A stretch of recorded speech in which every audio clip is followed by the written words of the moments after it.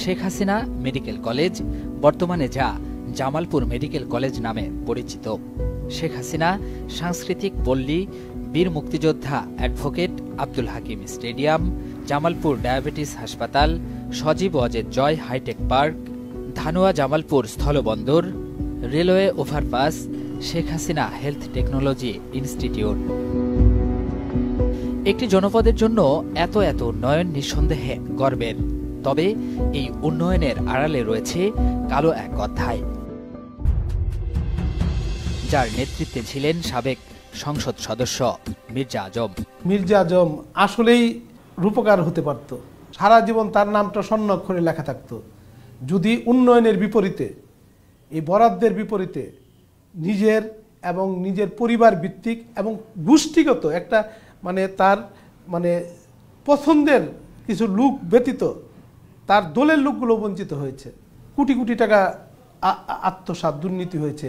শত শত একর জমি, মানুষের জমি আপনার বেদখল করেছে। জাতীয় সংসদে জামালপুর ৩ আসন থেকে প্রতিনিধিত্ব করেছেন মির্জা আজম।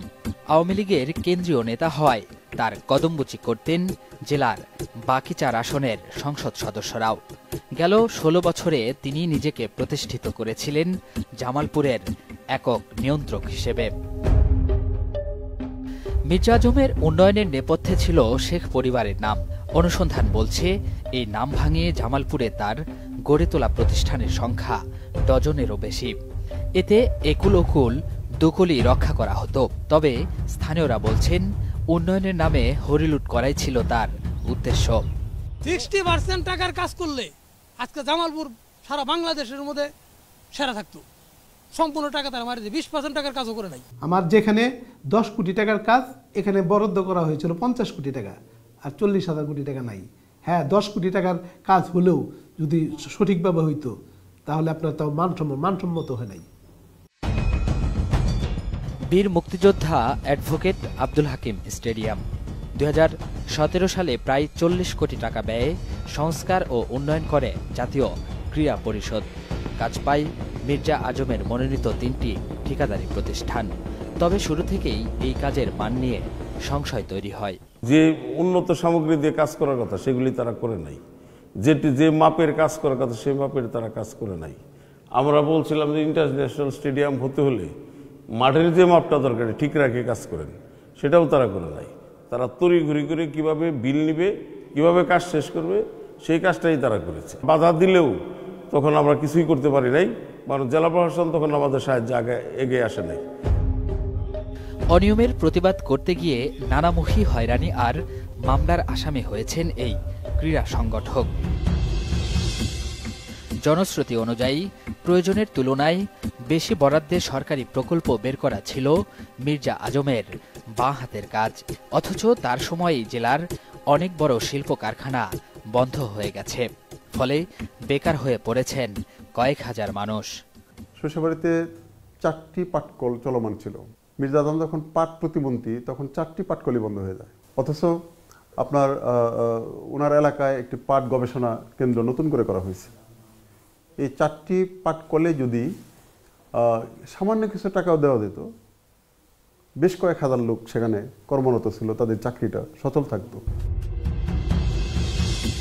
মির্জা আজমের বিতর্কিত কার্যকলাপে সরাসরি মদত দিতেন দলের শীর্ষ নেতারা, আর বাস্তবায়ন করতেন তার একটি সুসংগঠিত বাহিনী।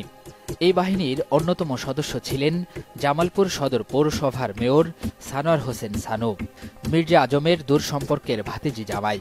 শ্বশুরের প্রশ্রয়ে এই সানু হয়ে ওঠেন জামালপুরের ভয়ঙ্কর এক চরিত্র। ক্ষমতার প্রভাব খাটিয়ে এমন কোনো অপরাধ নেই যা তিনি করেননি। মেয়র নির্বাচিত হওয়ার পরপরই সানু প্রথম যে কাজটি করেন তা হল পৌরসভার 4 শতাধিক ঠিকাদারের লাইসেন্স নবায়ন না করা। এর মাধ্যমে নিজ বলয়ের 15টি প্রতিষ্ঠানকে দিয়ে ইচ্ছামতো বিল ভাউচার করে হাতিয়ে নেন কোটি কোটি টাকা। মেয়র সানোয়ার হোসেন সানু এখানে তার কিছু প্রক্সি তৈরি করা ছিল। এটা হতে পারে 12 থেকে 15টা লাইসেন্স, বিভিন্ন নামে বেনামে। শুধু এই লাইসেন্সগুলোর নিয়ন্ত্রণে ছিল পুরো পৌরসভার সমস্ত ঠিকাদারি কাজ। জমি দখল, মাদক কারবার, ভিন্নমত দমন ছিল মেয়র সানুর নিত্যদিনের কাজ। কেউ সমালোচনা করলেই পড়তে হয়েছে তার রোষানলে। বিরোধী দল তো দূরে থাক, বাদ যায়নি নিজ দলের নেতাকর্মীও। আমি লাইভে তাকে বলেছিলাম যে সে একজন ভূমিদস্যু, সে একজন দুর্নীতিবাজ। কৃষক থেকে শুরু করে গেরস্থ পর্যন্ত যারা আছে সকলের সম্পদ, মানে তার ক্ষমতা থাকা অবস্থায় সকলের সম্পদ ছিল অনিরাপদ। নূর হোসেন আবাহনী, জামালপুর শহর ছাত্রলীগের সাবেক এই সভাপতি, ফেসবুক লাইভে এসে মির্জা আজমের প্রশ্রয়ে সানুর অপকর্মের প্রতিবাদ জানিয়েছিলেন, যে কারণে তাকে তুলে নিয়ে চালানো হয় নির্মম নির্যাতন। মামলা দিয়ে ঢোকানো হয় জেল হাজতে। শেষে এলাকাবাসীর আন্দোলনের মুখে ছাড়া পান 3 দিন পর। আমার হয়তো আড্ডি ওরকম ভাবে ভেঙে গুঁড়া হয়নি, কিন্তু যে পরিমাণ কষ্ট আমাকে দেওয়া হয়েছে সেটা মানে আমি একজন মানুষ হিসেবে আমার সহ্যের বাহিরে ছিল। তারপরে আমার 1.5 থেকে 2 মাসের মতো লাগছে শুধু আপনার টয়লেট করার জন্য এবং কি আমার একটু সুস্থ হয়ে মনে করেন আপনার দাঁড়ানোর জন্য। জামালপুর রিক্রিয়েশন ক্লাব পৌরসভার ময়লার ভাগাড়ের 3 একর 16% জমি ক্লাবের নামে অবৈধভাবে বন্দোবস্ত নেন মির্জা আজম। ক্লাবটিতে সংস্কৃতি বিনোদন চর্চার কথা বলা হলেও বাস্তবে এটি ছিল দলীয় নেতাকর্মী ও আমলাদের রংমহল। রাত বিরাতে উচ্চস্বরে গান বাজনা, মদ্যপান সহ চলত নানা অসামাজিক কার্যক্রম। এটা কিন্তু যখন প্রথম উদ্বোধন করে তখন কিন্তু কামাল সাহেব আসে এখানে, আইসে সেটা উদ্বোধন করে, স্বরাষ্ট্রমন্ত্রী কামাল সাহেব। তো যখন স্বরাষ্ট্রমন্ত্রী কামাল সাহেব এটা উদ্বোধন করে তখন এদিকে কারো চোখ দেওয়ার মতন সাহস কিন্তু দুঃসাহস কেউ আমাদের সাধারণ মানুষের তো নেই। জোয়া চলতো, মদের আড্ডা ছিল, তারপর নারী সংঘাত ছিল, সপ্তাহে 4 দিন চলতো হাউজি খেলা চলতো, সপ্তাহে দুই তিন ডাক করে মদ আসতো। টিম সার্চলাইটের উপস্থিতি টের পেয়ে স্থানীয় বাসিন্দারা এগিয়ে এলেন, জানালেন ক্লাব গড়ার সময় তাদের সাথে ঘটে যাওয়া অনাচারের কথা। একবার করে নিল 1%, যখন যে মনে করেন যে ওয়াল করে রাস্তা করলো তখন মনে করেন যে 3% নাই, এখন কবার গেলে আর মনে করেন জাম করে আর মারধর করে রাখে।